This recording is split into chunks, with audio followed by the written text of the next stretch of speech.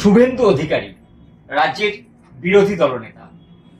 বিজেপির অভ্যন্তরীণ রাজনীতিতে সাম্প্রতিক সময়ে শুভেন্দু অধিকারী কি নিজের জায়গা ধরে রাখতে পেরেছেন বা পারছেন? তিনি কি অভ্যন্তরীণ রাজনীতিতে ক্রমশ কোণঠাসা হয়ে পড়ছেন? এই প্রশ্নগুলো রাজনৈতিক মহলে ঘুরপাক খাচ্ছে।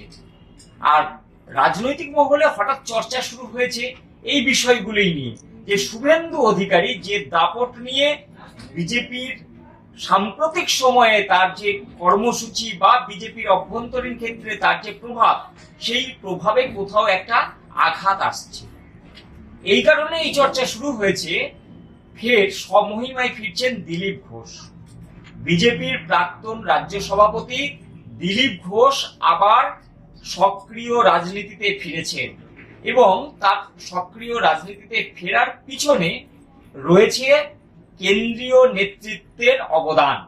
অর্থাৎ অমিত শাহের সঙ্গে দিলীপ ঘোষের বৈঠক হয়েছে। এছাড়াও রাজ্য সভাপতি সমীর ভট্টাচার্যের সঙ্গে বৈঠক হয়েছে। আরো বিজেপির একাধিক নেতৃত্বের সঙ্গে দিলীপ ঘোষের বৈঠক হয়েছে। আর তারপরেই ফের স্বমহিমায় বিজেপির প্রাক্তন রাজ্য সভাপতি, প্রাক্তন সাংসদ দিলীপ ঘোষ। আর দিলীপ ঘোষের এই সক্রিয় রাজনীতিতে ফিরে আসা ক্রমশ কি কোণঠাসা করে দিচ্ছে শুভেন্দু অধিকারীকে? গত লোকসভা নির্বাচনে আমরা পশ্চিমবঙ্গে দেখেছিলাম যে আসন বন্টন বিজেপির, তার অধিকাংশ ক্ষেত্রে গুরুত্ব পেয়েছিলেন শুভেন্দু অধিকারী। শুভেন্দু অধিকারীর কথাতেই বিজেপির কেন্দ্রীয় নেতৃত্ব বিভিন্ন লোকসভা কেন্দ্রে প্রার্থী বাছাই করেছিল, এমনটাই বিজেপির অভ্যন্তরের খবর ছিল। এবং অনেক ক্ষেত্রেই বিজেপির সিটিং ক্যান্ডিডেটদের সেই লোকসভা আসন ছেড়ে দিতে হয়েছিল। যেমন দিলীপ ঘোষ, তার পূর্ব মেদিনীপুর লোকসভা কেন্দ্র কার্যত কেড়ে নেওয়া হয়েছিল, তাকে নতুন একটা কেন্দ্রে পাঠানো হয়েছিল নির্বাচনী লড়াইয়ের জন্য। দেবশ্রী চৌধুরী, তার আসন থেকে তাকে সরিয়ে দিয়ে মমতা বন্দ্যোপাধ্যায়ের গড় দক্ষিণ কলকাতা, সেখানে মালা রায়ের বিরুদ্ধে প্রতিদ্বন্দ্বিতা করতে পাঠানো হয়েছিল। আর সমগ্র যে গেম প্ল্যান, সেই গেম প্ল্যান নাকি শুভেন্দু অধিকারীর মস্তিষ্ক প্রসূত ছিল। অর্থাৎ একাধিক পুরনো নেতৃত্বকে তার কেন্দ্র বদল করে দেওয়া, তাকে ক্রমশ বিজেপির অভ্যন্তরীণ রাজনীতি থেকে তাদেরকে সরিয়ে দেওয়া, এই সামগ্রিক যে গেম প্ল্যান তা নাকি শুভেন্দু অধিকারীর ছিল, এমনটাই রাজনৈতিক মহলে জোর চর্চা রয়েছে। সেই জায়গায় দাঁড়িয়ে দিলীপ ঘোষ, বিজেপির প্রাক্তন রাজ্য সভাপতি এবং বঙ্গ বিজেপির যে নেতার নামে গোটা বঙ্গের মানুষ পরিচিত, এবং বিজেপিকে গ্রাম বাংলায়, শহরে, সর্বত্র বুথে বুথে যে নেতার হাত ধরে বিজেপিকে ছড়িয়ে দেওয়া, তার পিছনে দিলীপ ঘোষের অবদান অনস্বীকার্য। সেটা প্রত্যেকেই স্বীকার করেন, সে বিজেপির অভ্যন্তরের মানুষজনও স্বীকার করেন, এমনকি বিরোধী রাজনৈতিক দলের, বিজেপি বিরোধী রাজনৈতিক দলগুলির নেতৃত্বরাও স্বীকার করেন দিলীপ ঘোষের বিজেপিকে গোটা রাজ্য জুড়ে ছড়িয়ে দেওয়ার পিছনে কি অবদান ছিল।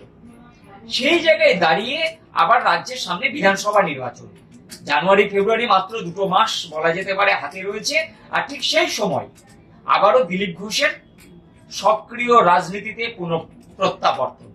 এই প্রত্যাবর্তন কি শুভেন্দু অধিকারীর রাতের ঘুম কেড়ে নিচ্ছে? এরকম প্রশ্ন উঠছে। কারণ রাজ্য রাজনীতিতে যে চর্চা রয়েছে বা রাজনৈতিক বিশ্লেষক মহলের একটা বড় অংশ মনে করছে যে দিলীপ ঘোষই ছিলেন শুভেন্দু অধিকারীর সবচেয়ে বড় কঠিনতম প্রতিদ্বন্দ্বী অভ্যন্তরীণ রাজনীতিতে।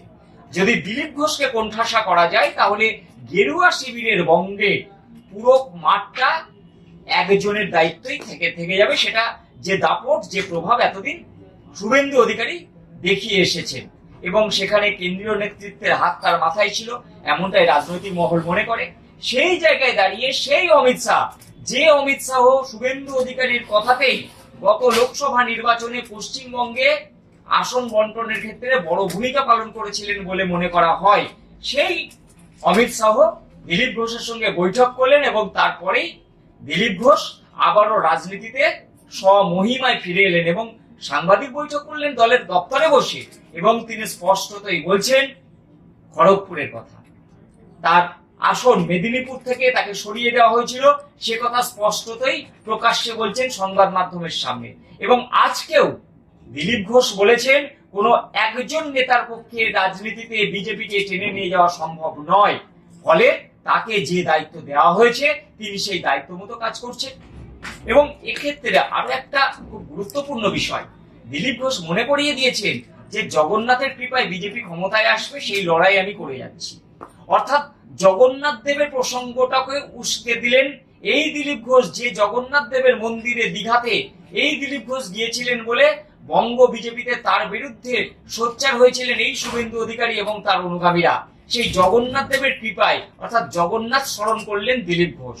আর একটা বিষয় তিনি গুরুত্বপূর্ণভাবে বললেন যে কোনো একজন নেতার পক্ষে কোনো মতে সম্ভব নয় রাজ্যে ক্ষমতায় আসা বা সংগঠন বিস্তার। প্রশ্ন এখানেই, শুভেন্দু অধিকারী কি তাহলে কোণঠাসা? শুভেন্দু অধিকারী কি ক্রমশ পায়ের তলায় জমি হারাচ্ছে বঙ্গ বিজেপিতে? এই প্রশ্নগুলো সামনে উঠে আসছে। এখন দেখার এই উত্থান, দিলীপ ঘোষের এই উত্থান আদতে শুভেন্দু অধিকারীকে তার রাজনীতি ক্ষেত্রে কতটা চ্যালেঞ্জের মুখে ফেলে দেয়। আজ এই পর্যন্ত, নমস্কার।